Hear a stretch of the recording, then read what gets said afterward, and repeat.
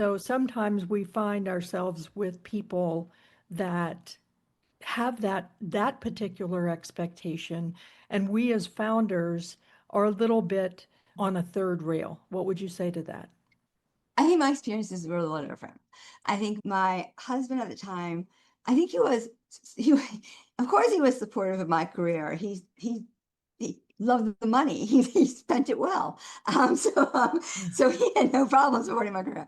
But but that was not good for our marriage.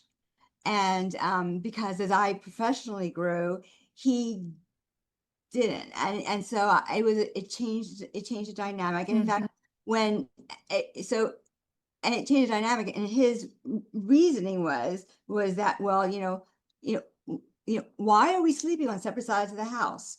Because I wanted to give you space. I thought that's what you needed to succeed. Okay, but that's really not going to work in the marriage.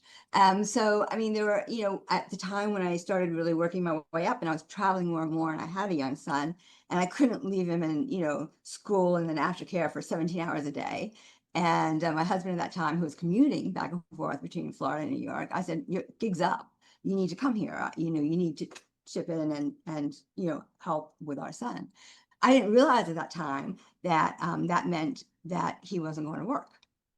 And so I didn't necessarily have, I had a supportive husband, but it wasn't, I thrived despite him.